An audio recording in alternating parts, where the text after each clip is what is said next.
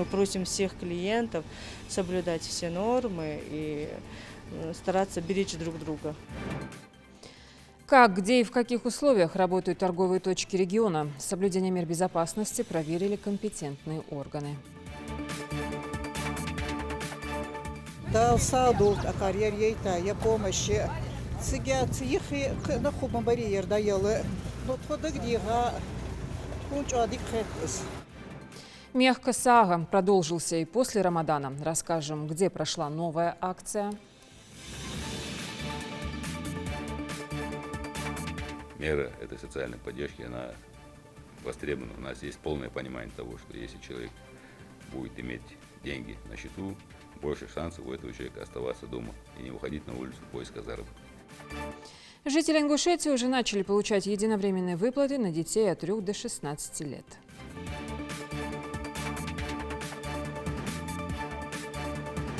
Хочу сказать вам еще раз большое спасибо, поздравить вас с окончанием начальной школы, пожелать вам успехов во всем.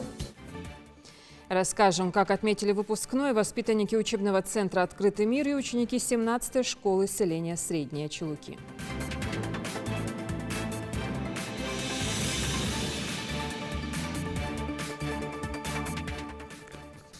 Здравствуйте, это новости 24.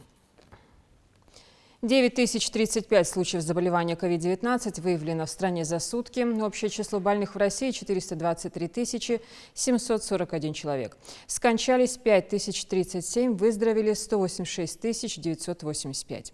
Плюс 33 новых случаев заболевания выявлено за сутки в Ингушетии. Больные коронавирусом всего 2164 человек. Умерло 60. Выздоровели 906, 28 пациентов сейчас находятся в тяжелом состоянии, из них трое на ИВЛ.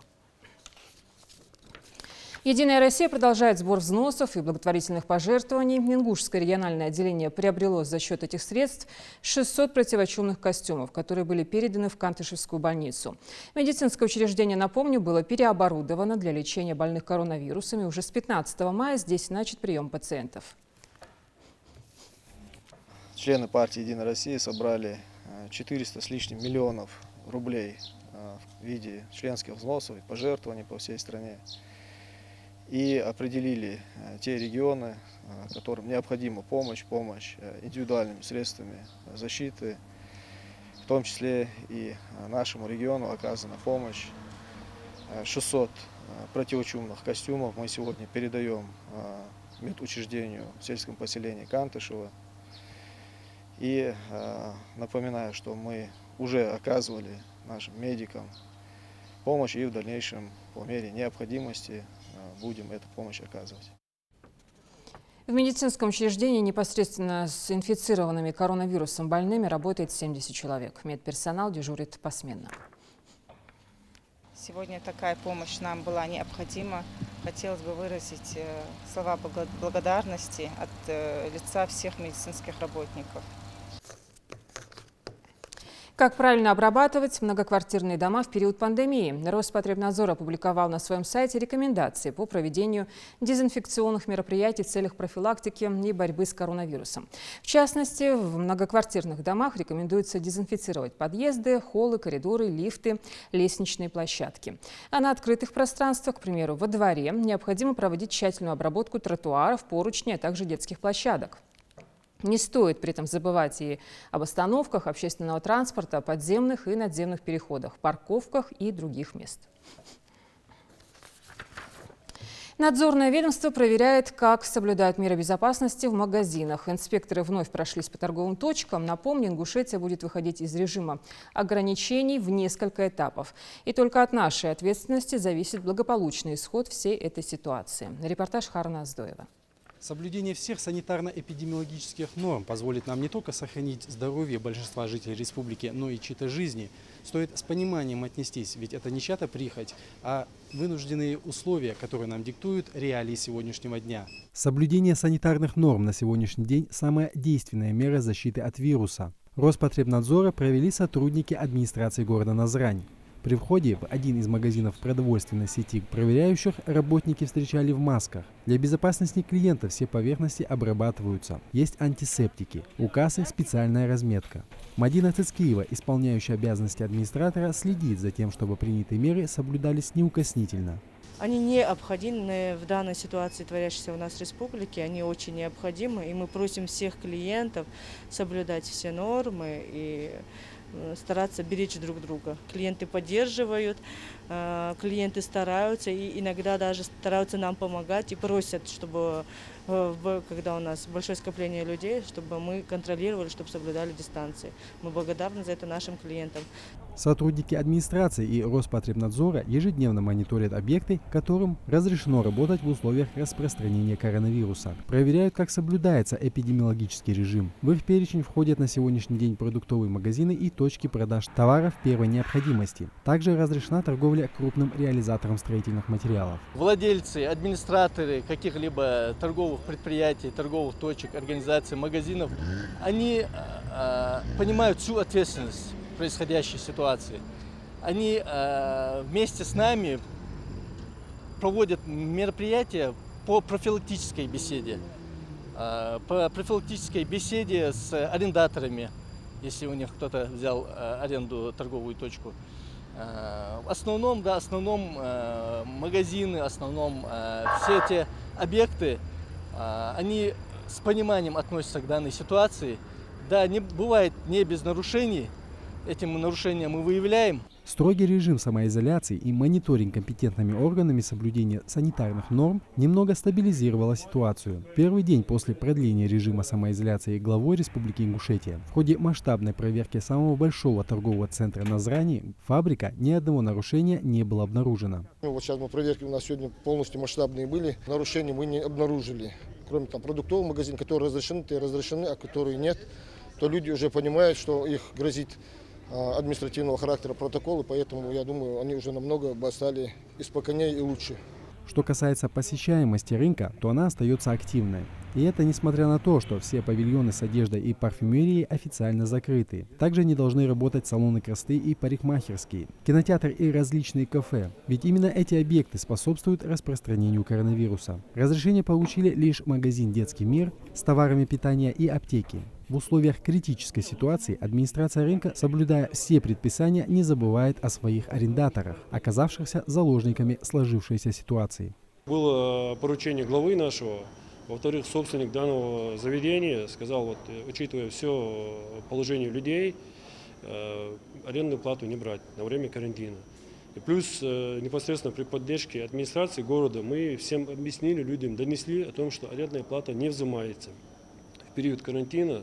Пандемия коснулась абсолютно всех сфер жизни и особо экономической. Дорожают не только товары так называемого панического спроса, но и сопутствующая продукция. Главной причиной стало создание дефицита, но с преодолением коронавирусной пандемии ожидают прихода экономики в норму и падения ажиотажного спроса, что остановит рост цен, а во многих сегментах их понизит до уровня января этого года. Ну а пока поставщики не спешат понижать цены, отчего сами предприниматели переживают кризис. Из-за доллара, скорее всего, цена, закупочная цена уже поднялась.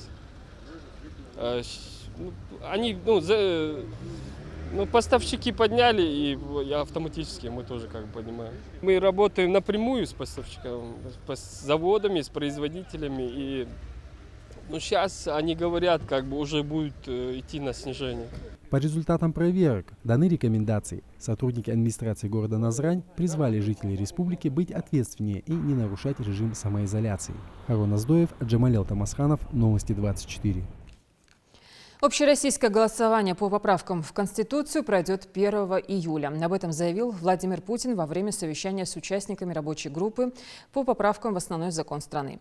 Глава государства отметил, что у власти за это время есть возможность предпринять дополнительные шаги для борьбы с распространением коронавирусной инфекции. Путин также призвал всех граждан принимать активное участие в общероссийском голосовании, поскольку речь идет об основном законе страны. Также глава государства отметил, что при организации голосования нужно учесть все меры предосторожности против заражения и распространения COVID-19. А 1 июля будет объявлено выходным днем. Проведение акции «Мехксах» не ограничилось священным месяцем поста. Благотворительные фонды «Ихсан» и «Солидарность» в содружестве с волонтерским центром партии «Единая Россия» при поддержке Алихана Харсиева оказали помощь жителям отдаленного селения Кескем. Это продуктовые наборы и деньги. Идрис Ижиев продолжит. Несмотря на то, что месяц Рамадан уже завершился, добрые дела продолжаются. Эта грузовая «Газель» до отказа, набитая мукой, сахаром, маслом и мясом, сегодня отправится в самую отдаленную точку. Кескем, селение, где проживает менее 1000 человек, находится недалеко от города Малгобек. Жить здесь трудно, признаются местные, ведь работу найти в окрестностях практически невозможно. Поэтому помощь очень кстати.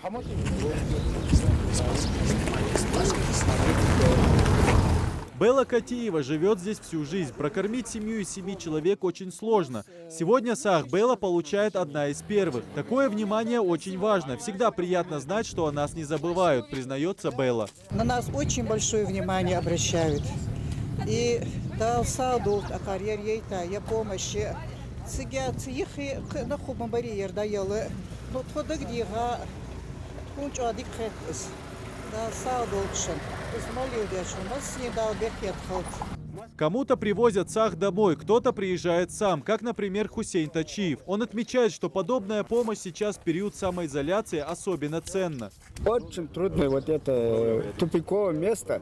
Нигде нет у нас помощи. Если от вас помощь будет, это очень большая благодарность от всех. Дальше я хаейта, что дамыл, дальше бехит больше, дальше иман сабр вот, может не больше. И таких продуктовых наборов подготовили для полусотни семей. Благотворителями выступили депутат Государственной Думы Алихан Харсиев в сотрудничестве с волонтерским центром региональной партии «Единая Россия» и благотворительных фондов «Ихсан» и «Солидарность». Список нуждающихся был составлен заранее. Это же не первая помощь. Мы раньше это тоже лицо так определяли, но здесь есть глава администрации сельского села. Совместно с их, они вместе со своими алимами села решили, выявили тех лиц, да, которым в первую очередь она необходима, так как не трудоспособны, инвалидности или еще какие-то. Вот по этим критериям они выбрали, составили списки, и по этим спискам мы сейчас им будем распределять этот вид продукта. Помимо продуктовых наборов раздали и денежную помощь. Благотворители считают, что жителям таких отдаленных селений нужно помогать в первую очередь. У нас это не первая помощь. Например, я от фонда «Ихсан» в прошлом году еще школьную акцию мы тут проводили, тоже подготавливали детей к школе. Но, так что у нас в рамках Рамадана от Союза фонда Ингушетии была большая акция. Мы раздавали продукты, мясо, там, около 5 голов скота зарезали, еще одну корову отдали семье малому, чтобы она жила, чтобы она пользовалась ей. И поэтому в рамках этого проекта мы дальше решили продолжить сделать такую акцию. Подобные акции стали неотъемлемой частью нашей республики. Помимо доброго, а самое главное, богоугодного дела, благотворительная помощь служит примером для всех. Идрис Ижиев, Асхаб Белакиев, Новости 24. Жители Ингушетии уже начали получать единовременные выплаты на детей от 3 до 16 лет. Вопрос с мерами поддержки, предложенными президентом, на контроле личного главы региона. А вот когда поступят ежемесячные выплаты на детей от 3 до 7 лет, узнал наш корреспондент Зелимхан Калоев. Поддержка населения, когда она так необходима. Всего в Ингушетии детей от 3 до 7 лет включительно около 50 тысяч человек. Право же на ежемесячную выплату имеют более 80% из них. На сегодняшний день, начиная с 20 мая, уже подано 13 365 заявлений. Ингушетия – один из первых регионов России, где заявления на получение этих пособий стали принимать раньше всех, за 2 недели до положенного срока. Даже когда портал госуслуг был полностью перегружен, здесь нашли решение, и заявки принимали на бумажном носителе. Во всех городских и районных отделах соцзащиты установлены специальные урны. Заявление можно подать легко. Для этого нужно скачать утвержденный бланк на сайте Минтруд.ри, распечатать, заполнить и опустить в урну. Сейчас специалисты заняты обработкой этих данных. Такое количество на сегодняшнее заявление, которое мы приняли, около 5000. Введенных нами самостоятельной системой 1500, потому что большой процент ошибок. Неправильно указаны паспортные данные, ошибка в фамилии, не указан код подразделения паспорта или в номере паспорта. Поэтому наши сотрудники уже на местах, соблюдая безопасную социальную дистанцию, используя там средства индивидуальной защиты, объясняют гражданам, помогают заполнять заявления. Мы пошли даже на это, поскольку другие организации, мы знаем, что закрыты, да, на удаленном режиме работают. Поскольку мера этой социальной поддержки, она востребована. У нас есть полное понимание того, что если человек будет иметь деньги на счету, больше шансов у этого человека оставаться дома и не выходить на улицу в поисках заработка. Поэтому лучше всего, а вернее проще и удобнее подать заявление самостоятельно через госуслуги. Сделать это очень просто. На сайте госуслуг в поисковике вбиваем «Выплаты от 3 до 7 лет», где сразу же открывается необходимый нам раздел. Кликаем и открываем. Нас сразу же предупреждают о том, что нужно убедиться, что ваша семья подходит под категорию получателей услуги. Сделать это очень просто. Нажимаем для начала «Продолжить». Сайт сразу же отображает нам величину прожиточного минимума на душу населения на второй квартал прошлого года. Это, как мы ранее говорили, 10 461 рубль. Чтобы узнать, полагается ли вам выплата, нужно предварительно рассчитать доходы для получения выплаты. Для этого в расчетный калькулятор указываем количество членов семьи. Пусть это будет 6 человек. Доходы членов семьи на мать и отца, например, по 25 тысяч рублей на каждого. Несовершеннолетние, как правило, не работают, поэтому эту графу не трогаем. Важно отметить все наши доходы, которые у нас есть, и кликаем на «Проверить». Как мы видим, доход на одного члена нашей семьи составляет 8333 рубля и 33 копейки. Поэтому смело можем претендовать на данную выплату. Листаем вниз и нажимаем «Подать заявление». В первом разделе «Сведения о заявителе» персональные данные заполняются автоматически. В случае необходимости нужно только дополнить или изменить информацию. Затем во втором разделе «Документ, удостоверяющий личность заявителя» также проверяем правильность указанных данных. В третьем разделе «Сведения о доходах заявителя». Вся эта информация, будь то по заработной плате, пенсии, будет запрошена автоматически. Если есть иные доходы, необходимо поставить галочку и добавить информацию. Уже в четвертом разделе «Сведения о составе семьи» указываем данные супруга или супруги. Если заявление подается от имени матери, то необходимо ввести данные супруга. Затем заполняем персональные данные: фамилия, имя, отчество, дата рождения, СНИЛС, реквизиты актовой записи о браке, номер, дату и орган, выдавший документ, место рождения супруга. Если адрес регистрации члена семьи совпадает с адресом регистрации заявителя, нам не нужно ничего заполнять. Нажимаем на галочку. Теперь нам необходимо добавить сведения о всех детях. Для этого нажимаем «Добавить». Выделяем графу «Несовершеннолетний ребенок» и также, как и в первом случае, заполняем все персональные данные. Единственное отличие: необходимо будет ввести данные реквизитов актовой записи о рождении. Заполняем, ставим галочку, если адрес сохраняется прежним. То же самое проделываем и с остальными детьми. Переходим к следующему, пятому разделу. Способ получения выплаты. Выбираем через кредитную организацию, поскольку второй способ у нас в регионе недоступен. Вводим наши банковские реквизиты карты. Это БИК, корреспондентский счет, номер расчетного счета заявителя. Важно! Номер расчетного счета, куда будет поступать выплата, должен быть именно на номер заявителя, который указан в первом разделе. После заполнения всех данных обязательно пройдитесь по странице и внимательно проверьте правильность введенных данных. Если все данные верные, смело нажимаем «Отправить заявление». На главной странице госуслуг в разделе «Уведомления» вы сможете следить за статусом своего заявления. И большинство, граждан пришло к мнению об удобстве этой услуги. Теперь единовременно, поскольку пособие назначается, как президент сказал, задним числом, с января месяца право будут иметь и в июне получается, соответственно, за полгода. 5123 умножаем на 6, это более 30 тысяч рублей. На каждого ребенка в возрасте от 3 до 7 лет, пока не исполнится 8 лет, семья получит. Если таких детей двое, то уже 60 тысяч, более 63, то более 90 тысяч. И ежемесячно, до конца текущего года сумма будет составлять 5123. В будущем году сумма будет увеличена, если будет увеличен прожиточный минимум на ребенка. Повторяюсь, пособие равняется половине прожиточного минимума на ребенка, установленного субъекта Российской Федерации. И эта выплата будет ежемесячно осуществляться, пока ребенку не исполнилось 8 лет. То есть в идеале 5 лет семья, имеющая таких детей, будет ежемесячно получать по половине прожиточного минимума.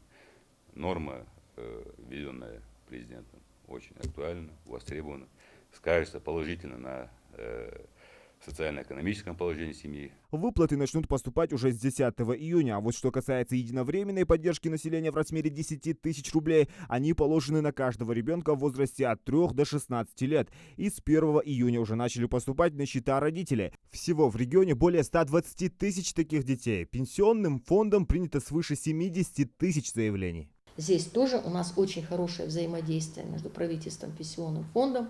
Более того, мы намерены дальше ускорять эти процессы. Есть договоренность с пенсионным фондом, что сотрудники пенсионного фонда будут выезжать в отдаленные семьи, будут составлены графики, чтобы людям не надо было ездить в районные центры, город. И это тоже работа, нами уже договоренность есть, будет проделана. Что касается мер социальной поддержки медработникам, то за апрель месяц все вопросы закрыты. Все вопросы закрыты, и за май месяц, в ближайшее время, уже деньги пошли, они есть, они уже направлены на счета в медучреждений, и в ближайшее время эти медработники, которые работают непосредственно в инфекционных отделениях, получат в полном соответствии с постановлением правительства Российской Федерации меру социальной поддержки. Тем временем на прошлой неделе били тревогу врачи Псидахского психоневрологического диспансера. Причина – полагающиеся выплаты соцработникам. Персонал пожаловался на отсутствие доплат за повышенную нагрузку в условиях пандемии. Только вот жалоба необоснованная и не подкрепленная законом, говорит зампред ингушского правительства Мариам Амриева. Ведь психоневрологический диспансер не был переведен на особый режим работы, который предлагает изоляцию, а значит выплаты им просто не полагаются. 15 мая 2020 года номер 681, я не буду зачитывать, оно длинное постановление, название, стимулирующие выплаты работникам стационарных организаций социального обслуживания предоставляются только в определенных в указанном постановлении случаях. То есть при переведении на особый режим работы, предполагающий временную изоляцию, проживание в стационарной организации социального обслуживания, в стационарном отделении получателей социальных услуг, то есть работников, о которых мы сейчас говорим. И работников социального обслуживания, организации социального обслуживания, исходя из длительности рабочей смены 14 календарных дней. То есть в соответствии с данным постановлением Российской Федерации, работники в данном случае Псидахского неврологического диспансера, чтобы получить эти социальные льготы, должны были, хорошо, что этого не произошло, закрыться на карантин, там должен был быть очаг заражения коронавирусом, и должен был быть этот интернат переведен на особый режим работы. Этого не произошло, и очень хорошо, что этого не случилось. Только в этом случае работники подпадают под данное постановление. Прокуратура уже начала проверку по этому вопросу, а это значит, что действиям должностных лиц и сотрудников диспансера будет дана правовая оценка. Что случилось бы и с ведомством, назначь они выплаты неположенной категории. Желаемое выдавать за действительно это одно, а реальное право получить эти выплаты другое. Ведь поймите одну вещь, что если мы требуем незаконных выплат, то мы это делаем за счет кого-то, за счет тех, кто эти выплаты имеет право получить. Я имею в виду тех, которые действительно рискуют, находятся в зоне риска, подвергают свое здоровье и жизнь риску. Требовать незаконно выплат, не имея на то никаких оснований, не только незаконно, но и, простите, безнравственно. Возможно, единичные факты возможны, но мы пока, правительство, мы сейчас анализируем эту работу и требуем с Минздрава, чтобы нам полный анализ был дан. И эта работа ведется. Если таковое произойдет, действительно, что человек имел право на нее и не получил, то будут, безусловно, наказаны должностные лица, которые это допустили. Этого требует глава Республики Ингушетия. Очень серьезное внимание на это обращается главой Республики Ингушетия, чтобы ни один человек, который работал в зоне риска, которому положены эти выплаты, не останется без тщательного внимания и без тщательного разбирательства. Так или иначе, все, кому положены выплаты, получили и продолжают получать, говорят в региональном правительстве. Вся ситуация находится на личном контроле главы Ингушетии. Зелимхан Калоев, Джамалел Тамасханов, Новости 24. Доводим до сведения населения, что 3 июня бригада московских врачей на базе ГБУ «Городская поликлиника» с 9 утра будут вести прием пациентов, заболевших, переболевших или находящихся на амбулаторном лечении по COVID-19. К услугам пациентов хирург, анестезиолог, пульмонолог, рентгенолог, инфекционист, анестезистка. Пациентам иметь при себе лабораторно-инструментальные виды исследования и назначения врача – КТ, ОГК, мазок из носа и ротоглотки. Записаться на прием вы можете по телефонам 7705 57 и 8 928 921 20 90.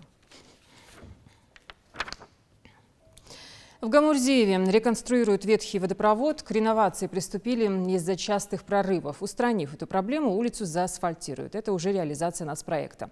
На месте работ побывал наш корреспондент.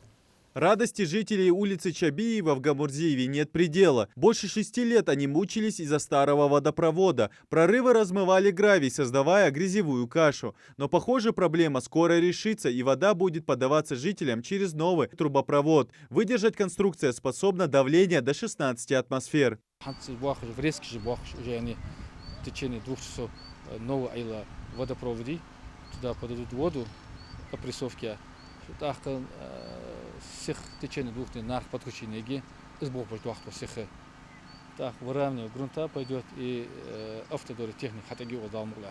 В одном из домов на этой улице проживает Абукар Хамхоев. Он рассказал, что с 1972 года здешние места были малозаселенными, и на тот момент 75-й трубы было в принципе достаточно для обеспечения водой жилых домов. Но со временем улицы и численность жильцов увеличивались, как и потребность в воде. Давление новые эти поставили, водозаборы, где воду качают.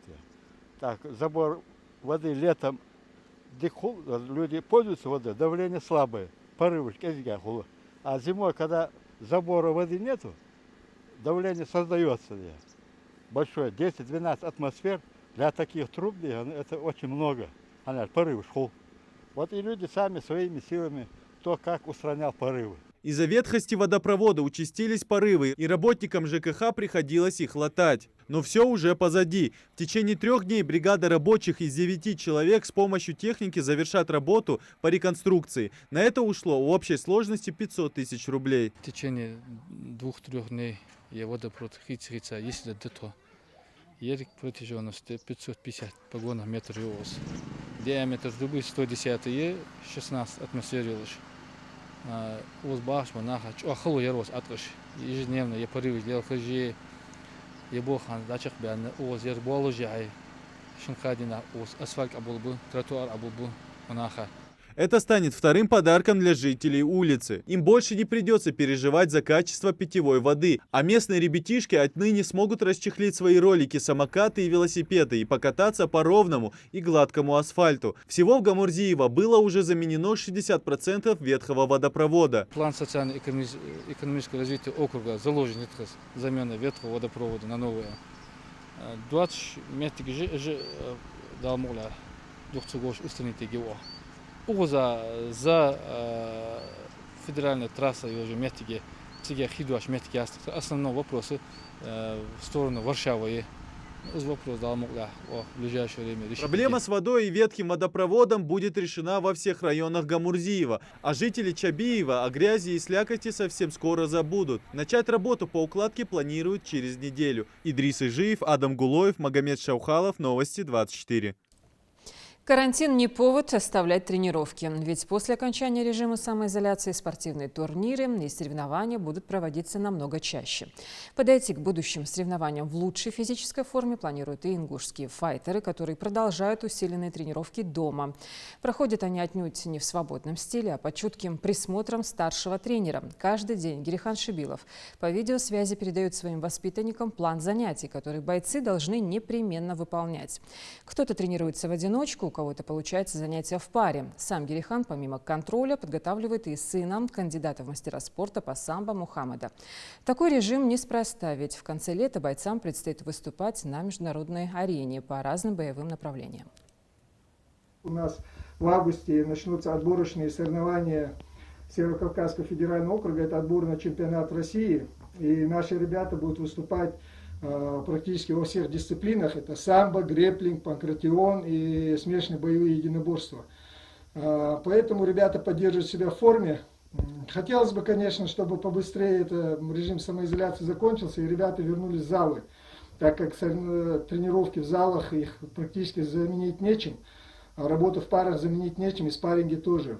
Ну, надеемся, что в ближайшее время этот режим будет отменен, а пока ребята поддерживают себя в форме, для того, чтобы не расслабляться, и когда откроют залы, чтобы ребята уже пришли в зал в хорошей физической форме. Надеюсь, что наши ребята достойно выступят на соревнованиях. В этом году мы действительно все понемногу учимся жить заново, в непривычном для себя русле. Работаем иначе, живем в приспособленных условиях, общаемся на расстоянии, учимся дистанционно.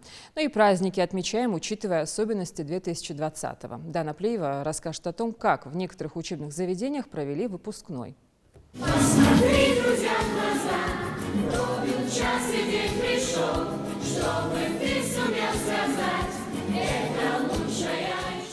Калейдоскоп самых теплых воспоминаний, новых знаний и впечатлений. Все это уносят вместе с собой выпускники учебного центра «Открытый мир». У кого-то из детишек позади насыщенный год, а у других и все 4 в начальных классах. Прощаются с родной школой маленькие непоседы торжественно, с песнями и танцами.